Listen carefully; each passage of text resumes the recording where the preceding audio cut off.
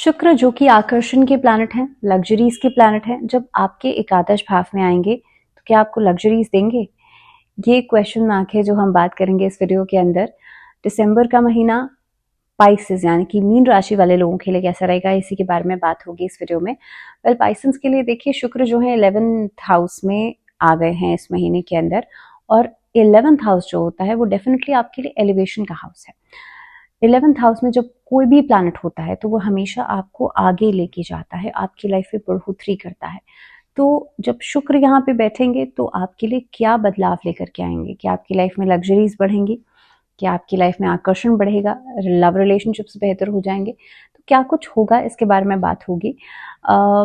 So till the end जुड़े रहिएगा video के साथ, क्योंकि वीडियो के एंड में हम बात करेंगे कि क्या छोटी छोटी रेमेडीज करके आप इस महीने को और बेहतर बना सकते हैं। लेकिन सबसे पहले बात होगी आपके लिए चार्ट की। तो राहु आपके लिए लग्न में है लंबे समय से, 2025 में जाकर के चेंज होंगे। शनि आपके लिए 12th हाउस में, शुक्र 11th हाउस में है। सूर्य बुध का कंजंक्ट है आपके लिए 9वें भाव में, वहीं पर केतु सप्तम में है, गुरु पराक्रम भाव में यानी कि 3rd हाउस में, और मंगल जो है आपके लिए पंचम भाव में मूव कर रहे हैं।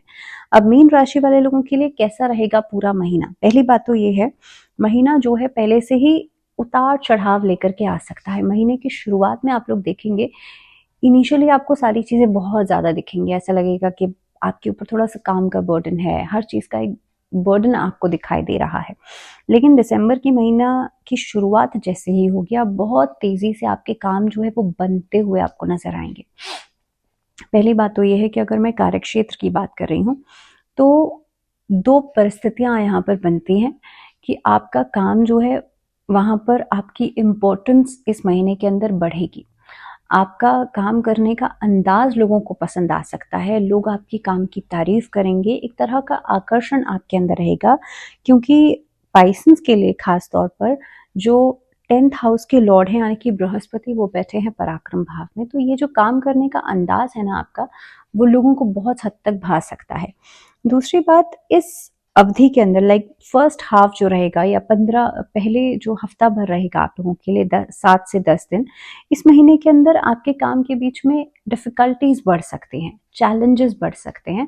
जैसे मैंने शुरुआत में ही कहा कि काम का बर्डन थोड़ा सा आपके ऊपर बढ़ सकता है, लेकिन उतनी ही तेजी से आपके काम होते भी चले जाएंगे। दैट मीन्स चैलेंजेस तो आएंगे, लेकिन आप बहुत ही सक्षम तरीके से उन कामों को पूरा करेंगे।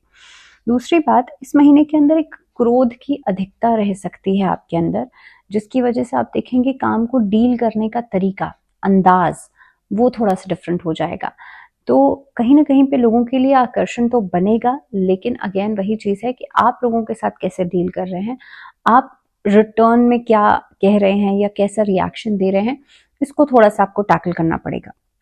दूसरी बात, व्यवसाय के लिहाज से ये महीना आपके लिए बहुत ऑस्पिशियस रहने वाला है, क्योंकि नए लोगों से मुलाकात करना, नए लोगों के साथ बातचीत करना, इंटरेक्शन करना, और खास तौर पर ओवरसीज काम में इस महीने के अंदर आपको फायदा हो सकता है। ये महीना खास तौर पे 15 तारीख के बाद एक नया ट्विस्ट लेकर के आ सकता है, जिसमें कि नई डील्स बनेंगी, नए लोगों के संपर्क में आप लोग आ सकते हैं, और खास तौर पर जो लोग लाइजनिंग का काम करते हैं, कंसल्टेंसी का काम करते हैं, उन लोगों के लिए ये महीना बहुत ऑस्पिशियस रहने वाला है। नए लोगों के साथ जुड़ करके आप काम कर सकते हैं, नई बाउंड्रीज आपके लिए नजर आएंगी। सेकेंडली, इस महीने के अंदर आप लोगों की आर्थिक स्थिति को लेकर के थोड़ी सी कंफ्यूजन हो सकती है। दैट मीन्स आपके पास पैसा आ रहा है, लेकिन कहाँ इन्वेस्ट कीजिएगा? देखिए, शुक्र हमेशा पैसा लाता है और बृहस्पति उसको स्टेबल करता है। अब सबसे इंपॉर्टेंट बात यह है कि शुक्र क्योंकि एकादश भाव में बैठे हैं, तो डेफिनेटली आपके पास इस महीने के अंदर पैसा आने वाला है। आपके पास अलग अलग सोर्सेस से पैसा आ सकता है, या अलग अलग तरह से आप धन कमा सकते हैं, और वो कमाया हुआ धन आपके लिए डेफिनेटली अच्छे कामों में लगेगा। लेकिन जहां पर इन्वेस्टमेंट की बात आ जाती है, तो देखिए, आर्थिक स्थिति के हिसाब से, क्योंकि सूर्य बुध दोनों का कंजंक्ट है यहाँ पर 9वें भाव में, 9वें भाव यानी कि भाग्य स्थान, तो इस महीने के अंदर धार्मिक चीज़ों के ऊपर या धार्मिक यात्राओं के ऊपर बहुत ज़्यादा पैसा खर्च हो सकता है। लेकिन अगेन वही चीज़ है कि इन्वेस्टमेंट पॉइंट ऑफ व्यू से आप लोग थोड़े से कंफ्यूज रह सकते हैं। तो पैसा आएगा लेकिन वो कहाँ सेटल डाउन होगा, ये एक बड़ा क्वेश्चन मार्क है। तो इसीलिए सही दिशा में इन्वेस्ट करना बहुत इंपॉर्टेंट है। गलत लोगों के मार्गदर्शन से बचिएगा इस अवधि के अंदर, क्योंकि राहु लंबे समय से आपके लग्न में बैठे हैं। और राहु यानी कि लगन में बैठने का मतलब है राहु आपके मस्तिष्क पे बैठे हैं। दैट मीन्स के डाउट, कंफ्यूजन या बिना सोचे समझे किसी काम को जल्दबाजी में करना। तो दैट मीन्स पैसा आ रहा है, पैसा इज इन योर हैंड, लेकिन दूसरे ने किसी ने कुछ भी कहा और आपने वहीं पर इन्वेस्ट कर दिया। तो ये वाली एक समस्या जो है वो रहेगी, और इसकी वजह से चांसेस ऐसे बनते हैं कि आपका जो कमाया हुआ पैसा है या आपने मेहनत से चीज़ें अर्न की हैं, उसके बावजूद आप उसे गंवा नहीं दें। तो इस चीज़ का थोड़ा सा ध्यान रखिएगा। रिलेशनशिप्स के लिहाज से अगर मैं बात करूं तो पंचम भाव में मंगल की स्थिति आपके लव रिलेशनशिप्स के ऊपर एक बड़ा सा डॉट लगा देती है। क्यों? क्योंकि आप देखेंगे मंगल एक आक्रामक प्लैनेट है, मंगल एक फायरी प्लैनेट है, और मंगल खास तौर पर आपके अंदर थोड़ा सा ईगोइस्टिक इश्यूज लेकर के आते हैं, और सर्टनली कहीं ना कहीं पे बहुत शॉर्ट टेम्पर्ड आपको बना देते हैं। तो पंचम भाव में जब मंगल आएंगे, और मंगल वैसे भी अपनी बहुत अच्छी पोजीशन में नहीं है, यानी कि अपनी नीच की राशि में है, तो जैसे ही मंगल की स्थिति यहाँ पर बनती है तो लंबे समय से तो है ही मंगल, और ये आपकी जो प्रॉब्लम्स है अभी भी बढ़ेंगी। जो शॉर्ट टर्म ब्रेकअप्स आपके हो गए थे या जिसके साथ आपका लड़ाई झगड़ा चल रहा था, उसके साथ अगर आप स्थिति में सुधार करना चाहते हैं तो इस महीने के अंदर दालचीनी जो होती है, सिनेमन की जो स्टिक्स होती हैं, उस पर अपना और अपने पार्टनर का नाम लिख करके आप साथ में रख सकते हैं। दूसरी रेमेडी आप ये कर सकते हैं कि राधा कृष्ण की उपासना करना शुरू करें और एक येलो कलर के क्लॉथ पर अपना और अपने पार्टनर का नाम लिख करके उस पर थोड़ा सा कोई भी सुगंधित इत्र या परफ्यूम या कुछ भी, anything which is related to the fragrance, वो लगा करके अपने घर के नॉर्थ ईस्ट डायरेक्शन में आप रख दीजिए। हो सके तो उसके ऊपर रोज पेटल्स या रोज वाटर आप छिड़क दीजिए। ऐसा करने से आप देखेंगे आपका रिलेशनशिप जो है वो बेहतर होना शुरू हो जाएगा। या अगर आप चाहते हैं रिकॉन्साइल करना तो आपकी रिलेशनशिप में बेहतरी आपको दिखेगी। सेकेंडली, अगर मैं बात करूं यहाँ पर आपके मैरिज रिलेशनशिप्स की, तो देखिए 7th हाउस में बैठे हैं केतु और लंबे समय से बैठे हैं। अब दूसरी बात कि 7th हाउस के जो लॉर्ड हैं यानी कि बुध, वो बैठे हैं नवम स्थान में।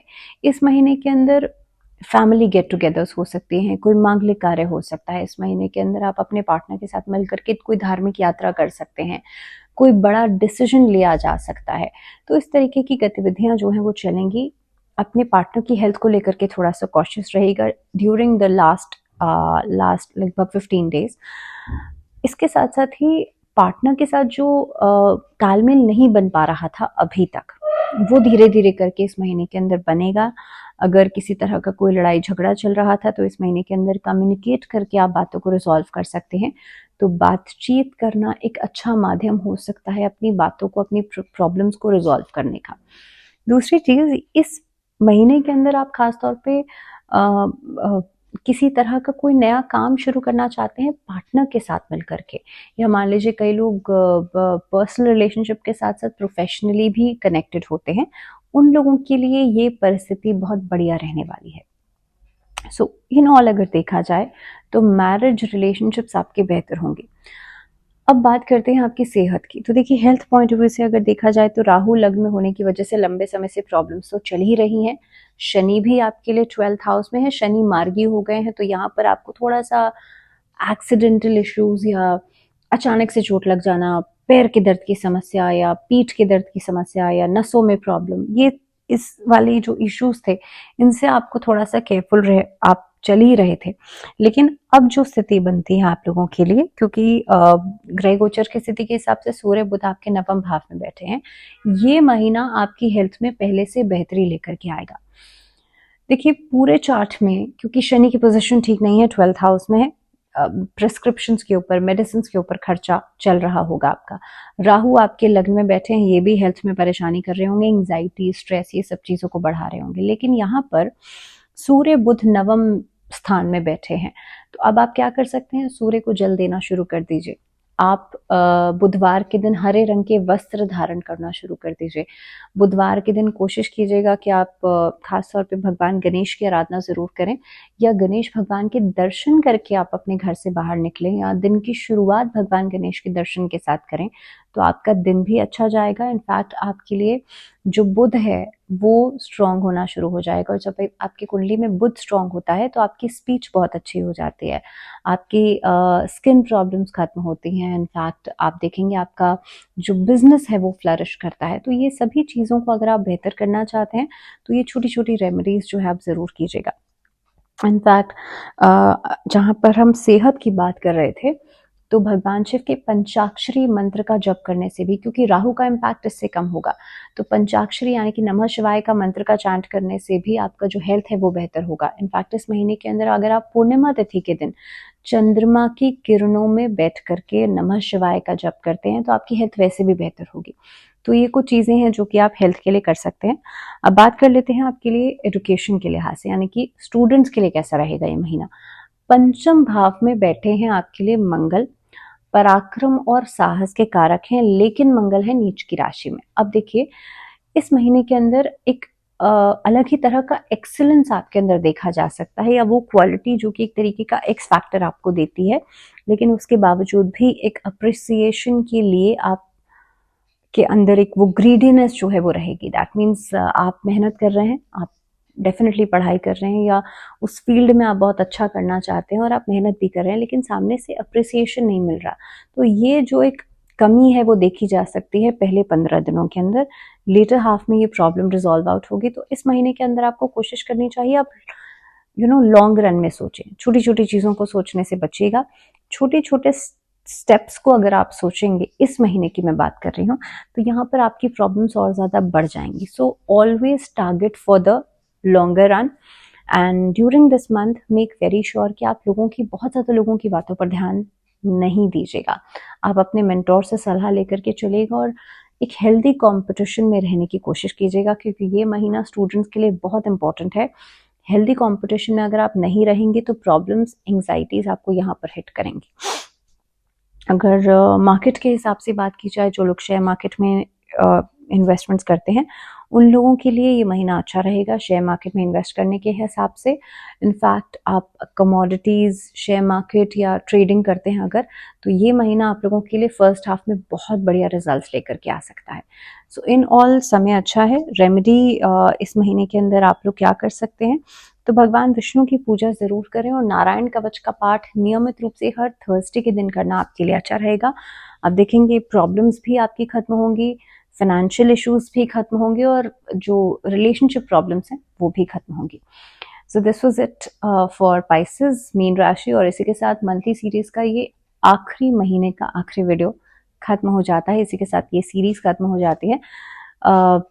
जुड़े रहिए आप लोग चैनल के साथ, बिकॉज अलग अलग सीरीज चल ही रही हैं इस चैनल पर। हम नए साल की बात भी कर रहे हैं, हम न्यूमरोलॉजी भी स्टार्ट करेंगे।